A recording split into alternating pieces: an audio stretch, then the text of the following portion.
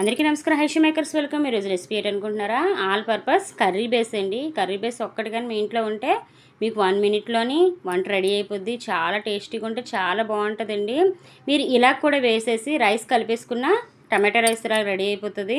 కొంచెం మీరు ఇంకా గరం మసాలా సామాన్లు వేసేసి ఈ కర్రీ అనేది మీరు యాడ్ చేసుకున్నారంటే బిర్యానీ అయిపోతుంది అన్నమాట. పులావ్ అంటారు కదా మనకి, అలా రెడీ అవుతుంది. ఇప్పుడు ఉల్లిపాయ, పచ్చిమిర్చి, కొత్తిమీర. కొత్తిమీర ఏంటంటే కొత్తిమీర మనం లాస్ట్లో యాడ్ చేసుకోవాలి. ఎప్పుడు మనం కర్రీ చేసుకుంటున్నామో అప్పుడు మనం యాడ్ చేసుకోవాలి. ఇప్పుడు అయితే మాత్రం వెయ్యము. ఇప్పుడు చూస్తున్నారు కదా, టమాటాలాగా బొడ్లు తీసేసి ఇప్పుడు టమాటా చిన్న ముక్కలు కట్ చేసుకోవాలి. చూపిస్తున్నాను కదా ఎంత చిన్న ముక్కలుగా ఉండాలన్నమాట. ఇప్పుడు మనం రెసిపీలోకి వెళ్ళిపోదాం. ఇప్పుడు ప్యాన్ పెట్టుకోవాలి. ప్యాన్ పెట్టి ఆయిల్ వేసుకుందాము.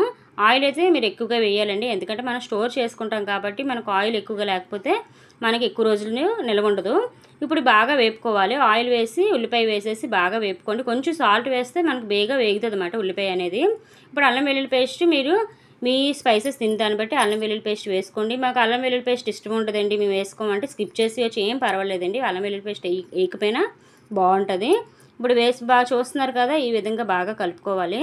కలిపిన తర్వాత అల్లం వెల్లుల్లి పేస్ట్ వేగిపోయింది కదా, వేగిపోయిన తర్వాత ఇప్పుడు టమాటో మనం చిన్న ముక్కలుగా కట్ చేసుకున్నాం కదండి, అవి కూడా వేసేసుకోవాలి. మీరు ఎంత రెడీ చేసుకుంటారో మీ ఇష్టం అండి, దాన్ని బట్టి వేసుకోవాలి. నేనైతే మాత్రం వేరే కర్రీ చేసి 2 ప్యాకెట్లకే రెడీ చేస్తున్నాను. అది ఎలాగనేది మీరు చూడండి, మీకు లాస్ట్లో చూపిస్తాను. ఇప్పుడు చూస్తున్నారు కదా, ఇలాగ టమాటో ఉడకడానికి నేను మూత పెట్టాను. టమాటో ఉడికిపోయింది. ఉప్పు ముందే వేసేసుకోవాలి. వేసి అప్పుడు మనం మూత పెట్టాలన్నమాట. అది చూసారు కదా. ఇప్పుడు స్పైసెస్ యాడ్ చేసుకుందాము. ఉప్పు వేసేసానండి.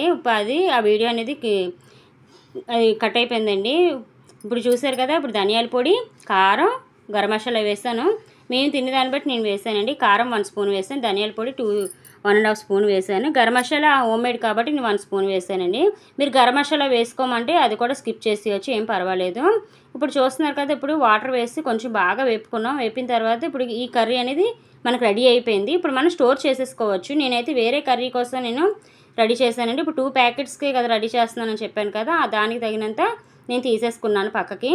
అది ఏంటంటే నేను మ్యాకో పులుసు చేశాను కదండి, అప్పుడు ఆ కర్రీ మిగతాది నేను దానికి వాడాను. ఆల్రెడీ మా ఛానల్లో మేము అప్లోడ్ చేశానండి మ్యాకో పులుసు అని, చూడండి. ఇప్పుడు చూస్తున్నారు కదా, ఈ కర్రీ అనేది బాగా చల్లారాలి. చల్లారిన తర్వాత అస్సలు వేడి అనేది ఉండకూడదు.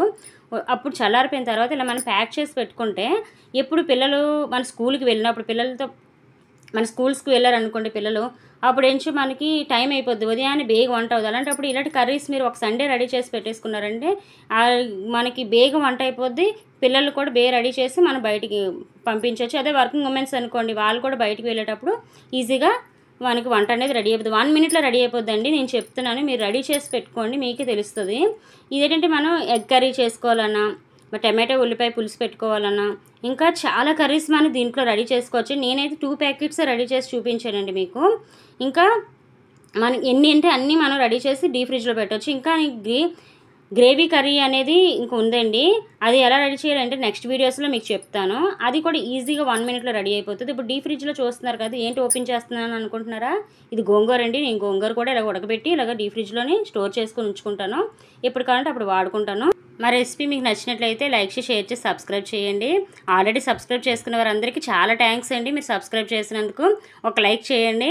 ఇంకా మీరు సబ్స్క్రైబ్ చేయడం వల్ల మమ్మల్ని ఇంకా ఎంకరేజ్ చేసిన వారు అవుతారు. ఇంకా ఇలాంటి రెసిపీస్ అనేది మీకు చాలా రెసిపీస్ మేము అప్లోడ్ చేయడానికి మాకు కూడా ఎంకరేజ్మెంట్ ఇచ్చిన వారు అవుతారు. Thank you for watching. Like, subscribe.